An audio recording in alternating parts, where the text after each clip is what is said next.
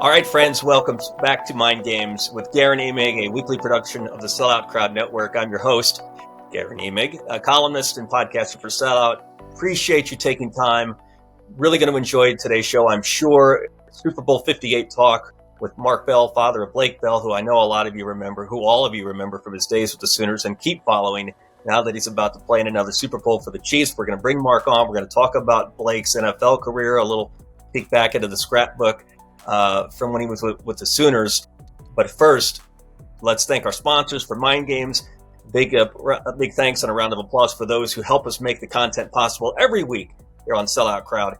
Oklahoma Ford dealers right out of the gate. Two Fellows Movers, the National Cowboy and Western Heritage Museum hosting some dignitaries I know from the Jim Thorpe Award this week down in Oklahoma City. MidFirst Bank, FireLakeJobs.com, Next Gen Roofing, and 988. Oklahoma's mental health lifeline. Mark, you and I seem to touch base every 5 or 6 years when we remind ourselves that Blake Bell has your son Blake Bell has one of the most fascinating stories related to OU football. He went through all sorts of twists and turns when he was playing for OU in the late 2000s, early 2010s. He's had some twists and turns in his NFL journey since then, but everything seems to always work well, which I equate to good parenting, right? Absolutely. as much as anything. It's good to see you, sir. First of all, thanks for coming on. Thank you. Good to see you again. It really is. How is this? Is Mark? This will be Blake's third Super Bowl. He's been with them for the first two, right? Yeah, he has his third Super Bowl, which is amazing. I told Blake the other day after the AFC Championship game. I said, Blake, it's really not that easy to do what you're doing, man. You guys seem to make it look easy. So, I mean, to be able to go to the third Super Bowl, I played 7 years. My brother Mike played 12, and I didn't even make it to the playoffs. Mike made the wild card game one time, so and he's in his third Super Bowl. I said, it's incredible. Yeah, Mark, yeah. NFL veteran with the Colts and Seahawks, right? Yeah. Your brother Mike, also a Chief. All the Chiefs, yeah. So you've got that going for you in terms of karma. You've got Blake already with a ring. I spoke with you en route to the 2020 first game against the 49ers, right? And that's right. Blake was just getting going with the Chiefs. Yeah. How has his football life changed from 4 years ago when he was just gearing up with Kansas City to now, Mark? What would you say is different? Yeah, I think different for him is definitely his role he plays with the Kansas City Chiefs now. When Blake first came out, always playing tight end and and the pass catching tight end and the blocking tight end, but he really now has the role of really more of a blocker than a catcher, but really his role is a really important role with Kansas City, and he seems like getting more reps all the time, and they're using their package a lot what he does in there, and so he understands his role, and playing behind Travis Kelce, you understand what's going on there, and also the experience of playing in the National Football League. This is going his ninth year, finishes his ninth year, which is incredible. Gosh. Where's time go, man? Really, No kidding. And so now being here in his third Super Bowl, it's just. I tell people it's a dream come true, really, for our family, for Blake, and for everything. You just can't really make this stuff up. Mm-hmm. This 9 years that blows my mind, man. No, I know it does yours, right? You're the dad. I'm just the writer. Yeah, 9 years. It goes fast. That just tells you how fast life goes. It goes on by. I don't wait for nobody. So, but his journey has been great. He started with the 49ers. Drafted in the fourth round by the 49ers. That's right. He's there 2 years. His third year there, a guy named George Kittle came in, so he moved on. So George, who's that? Then really Blake, he went his next year. That year he went to the NFC Minnesota Vikings. Yeah. Actually, we talked about this the other day, but he was in the NFC Championship game with the Vikings that year. They played the Philadelphia Eagles. That's the year the Eagles won it. So he had I didn't been talking about the four. He's been in 4 AFC championships with Kansas City. Obviously, they've been 6, but he's been 4 of them. And I thought about the NFC championship with Minnesota. That was 5, and then he's 1 year with the Jaguars, Jacksonville Jaguars. Right. Then he came back and his road back to Kansas City, where that was in 19 they won the first Super Bowl, or second Yep. as the franchise, first with him. Yep. And then and that was when the COVID year come in. And so after they just won a Super Bowl, it's hard to celebrate like you want to because everybody's locked in down, So he got a call from Dallas. His agent called, and then Dallas really wanted it was a business move more than anything. I mean, they want to pay him a lot more money. So I told Blake, man, you don't play in this game forever. So when you get an opportunity, you better go. So he hated to. He didn't want to, but he did. And he went there 1 year, and then he had 1 year deal with them. And then he came back to Kansas City. He's been there ever since. Gosh, yeah, you forget. He did go to Dallas after our conversation before the 2020 Super Bowl. He toured away from the Chiefs for one season. And then back to Kansas City. How did he get back to KC, Mark? Okay, so once his 1 year up with Dallas, I mean, KC reached out to his agent immediately when they're looking for they wanted him back at Kansas City. So, he didn't take long to make that decision. I mean, we talked for a little bit, and he was going. That's where he wanted to go. So he got back, and we say come back home. Really, living and growing up in Wichita, Kansas, and I mean, it's like in your backyard. So we tell people he's a good luck charm for Kansas City because they've been in 4 Super Bowls. They've won every one that he's been in. So he's won 2, and then this will be his 3rd one. So the one they didn't win in Tampa, I think that 1 year. Yeah. Yeah. Okay, so you say his role is more blocking than catching. The problem is that he keeps picking. You say he came up with the Niners, drafted by Kenny Chesney called his name, I think, on draft. That's right. Yeah, right. You remember that? Oh, heck yeah, I do. That was crazy. And then there was Kenny Chesney came to the 49ers concert one time. He was at 49ers Stadium, and Blake got to meet Kenny Chesney backstage and everything. That was pretty cool. So he even brought up something about he introduced Blake. He remembered. Yep, he called that draft pick out. If I have that right. Yeah, that's right. And so if he would just Mark what he's got to do, and I know he's happy and winning rings with the Chiefs. I get it. And it's one thing to be with all these storied franchises like the Niners and the Cowboys and the Chiefs, but if he would just avoid a team with someone like George Kittle and Travis Kelce, he might get thrown the ball a few times, man. Because he thought about that? I mean, you can't be getting behind the Hall of Famers. It makes it kind of tough, man. But he really enjoys Trav down there in Kansas City. He's such a special player, and he's learned a lot from Travis. And so it's been a good ride for Blake down in Kansas City. He really enjoys it. He enjoys the locker room. It's the best locker room he's ever been around. And how could you not when you keep going to these AFC Championship games, these Super Bowls? I mean, it's a ride that really is hard to imagine.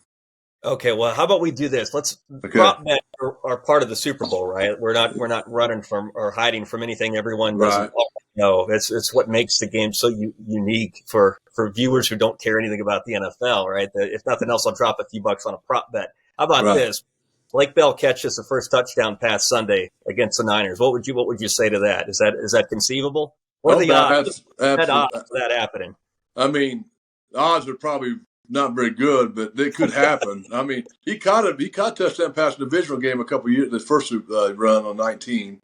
So, here's what happens, and this is what Coach Reed does. I mean, the mad scientist. I mean, you go down there and block, all of a sudden we're block and release, and Blake's going to be wide open because we look at Travis or somebody else. So it could definitely happen. I guarantee it's in stuff they practice.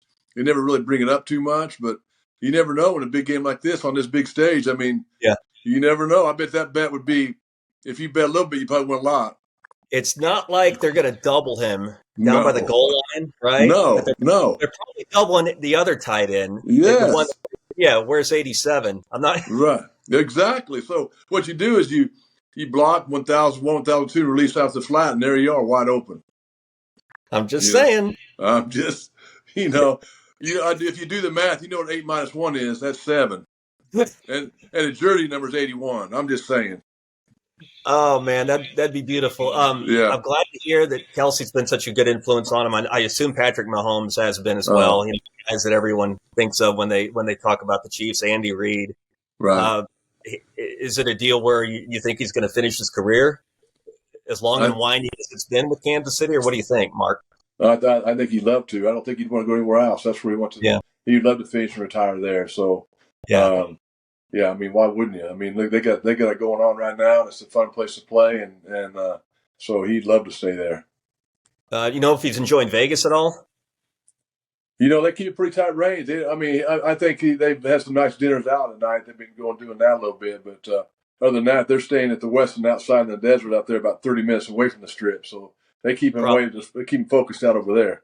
Probably a good idea, knowing what we know about what Super Bowl nightlife is like. Right. Yeah. So, when are you going? You're going, aren't you? Yeah, absolutely. We're leaving tomorrow. We're going to go out there tomorrow and soak it up all weekend and enjoy all the festivities and soak it up. I mean, why wouldn't you? When your boys playing for the Super Bowl, man, you can't wait to get out there. Yeah, we're taping. For those who are curious, we're taping this on a Wednesday. If you need a timeline here, all right, Mark, I got to ask you one more thing about the Chiefs, and we'll talk a little OU football with you real quick. All right. There's one more thing that's different, of course, about this season versus past in Kansas City with regard to Blake's career there, and that would be the pop star, right, at the press conference, and Travis's girlfriend, who I understand is pretty tight with your daughter-in-law. Is that? Yeah. I hear that right? What's the story behind Taylor Swift and Brittany Bell, or not Brittany Bell, Lindsay Bell? Yeah.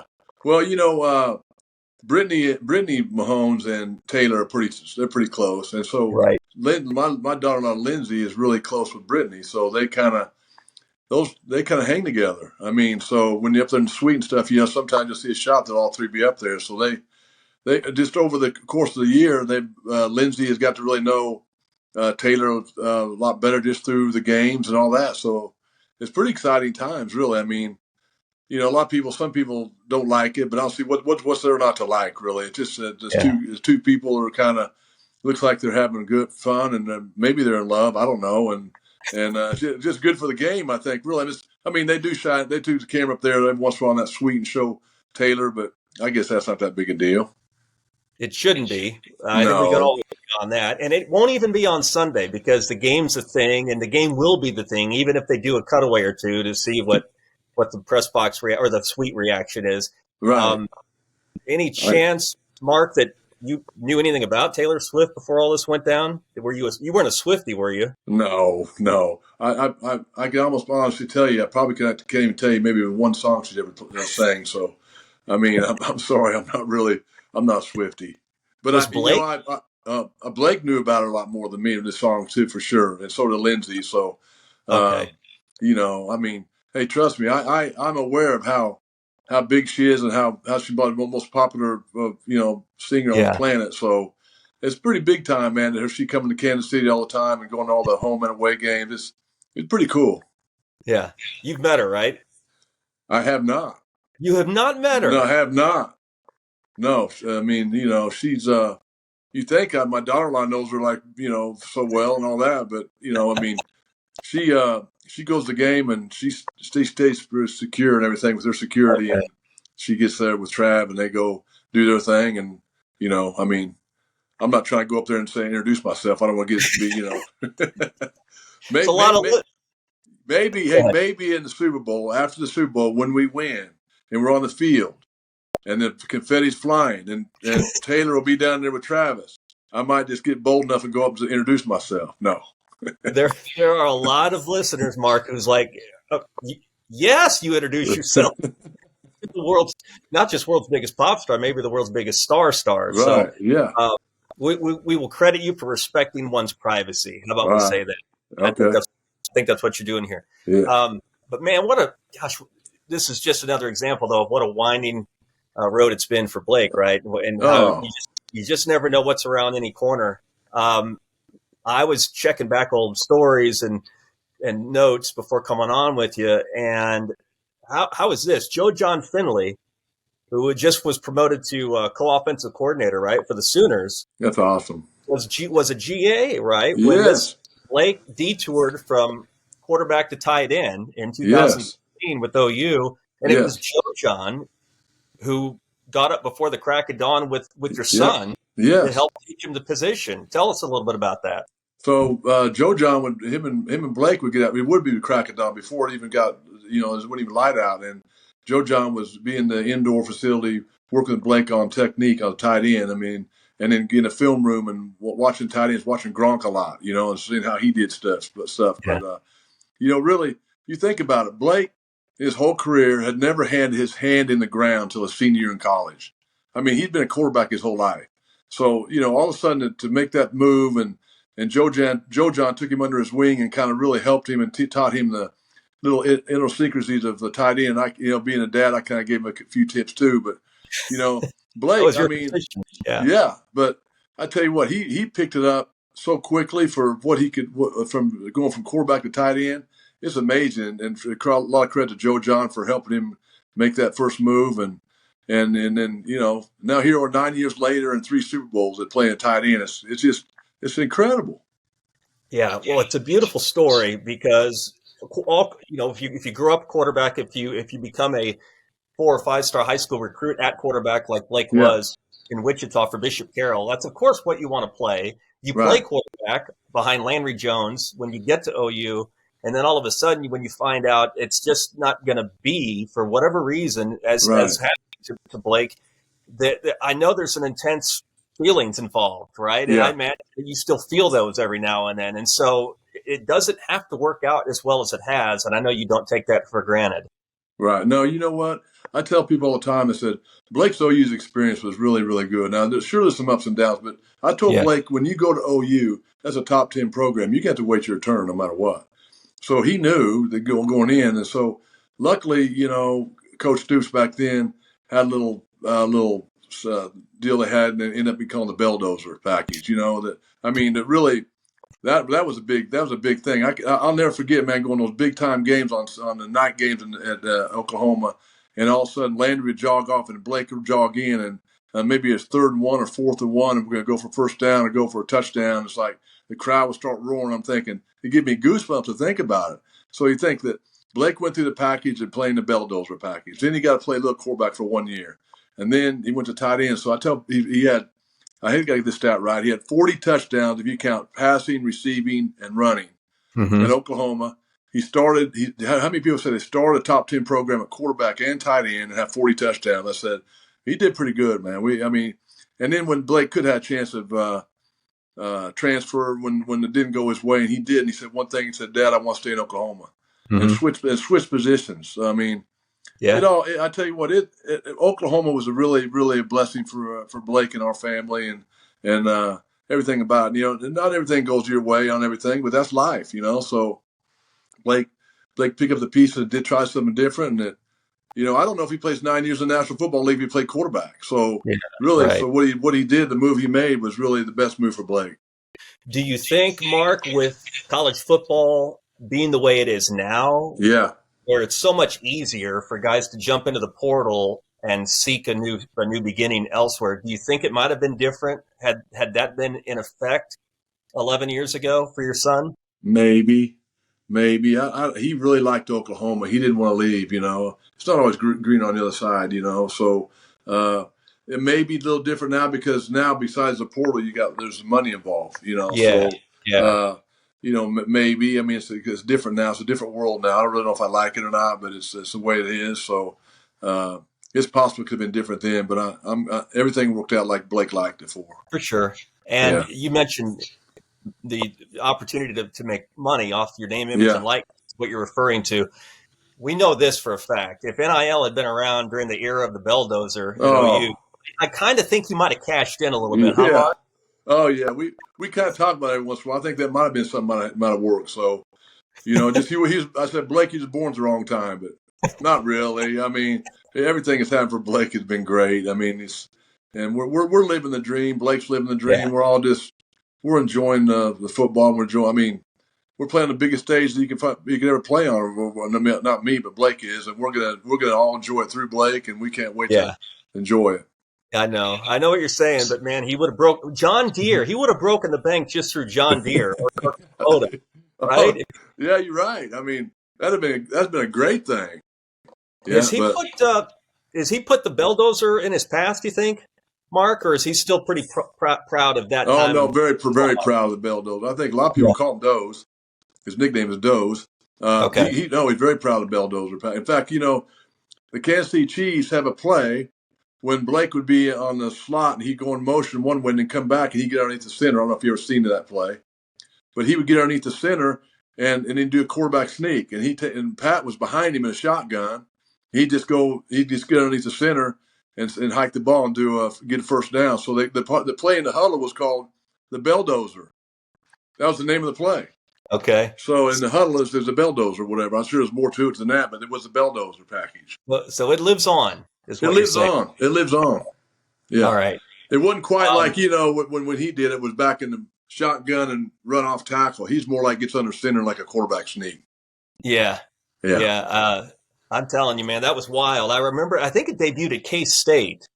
Yeah, it's exactly right. Am I right about that? I want to say it was in Manhattan when they broke it out the first time. Yeah, but Blake even told me, he goes, Dad, we got a little package we're going to do that. I might be coming to the game, and he's telling me about it. And it wasn't called the Belldozer back then, but he goes, but you can't say anything to anybody. I know that Candace can't say nothing. So, no, I'm not going to say nothing. I don't think I even told my wife Sherry because I'm afraid she might tell family members and they might tell somebody.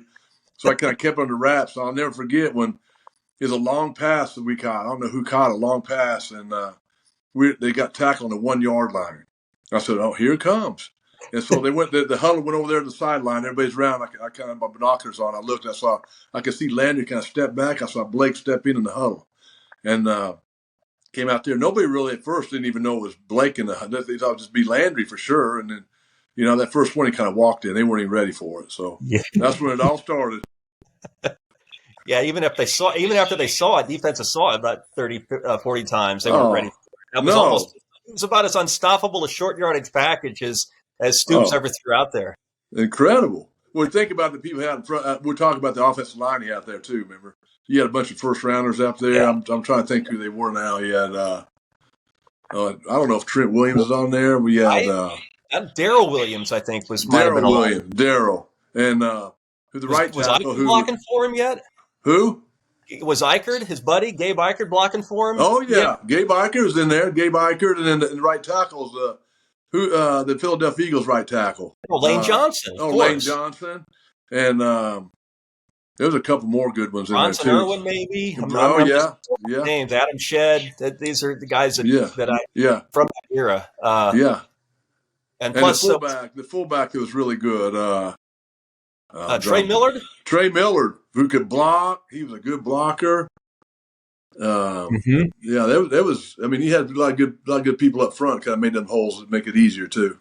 And here we are talking about those days and that era of Blake's career, Mark. And yet, if I flash back to one moment, and if you have page one of the family scrapbook from when he was at OU, don't you start with the touchdown pass, the pass to Jalen Saunders in Bedlam in 2013? Do you go there? No, absolutely. That's top two. So that would be probably number one or 1.5. Or number one, or the other one would have to be, since we're Catholic, and Blake started at Notre Dame, and Oklahoma hadn't beaten Notre Dame since 1957. I think that's at Notre Dame. Yeah. And Blake was starting quarterback, and they won that game. That's a dream come true. So those are the top two right there: the Notre Dame start, and definitely Oklahoma State. Definitely. Gosh, Notre Dame. Yes. That's right. That was that same season. It was 2013. He didn't he have to leave that game for like a couple? He had cramps. Was that what it was? Yeah, I think it was cramps. Yeah, and he jogged back out. Yeah, I remember he came back out and got back in the game. Yep, I remember that. Yeah, a little Willis Reed moment, right? He left. The entire OU Schooner Nation goes, "What the bleep is going on?" Right. And then all of a sudden he reemerges from whatever he did. I know it. I'm pretty sure it was cramps. I'm pretty sure it was cramps. Yeah, that's right. Or how about the Red River Shootout when he's playing the Belldozer package? He got 4 touchdowns in the first half. Oh my gosh! I'm thinking, are you kidding me? Yep. That was pretty good too. Then sent another Bedlam game in overtime, right? The year before the 13. That's right. I think it was that game that he had to score.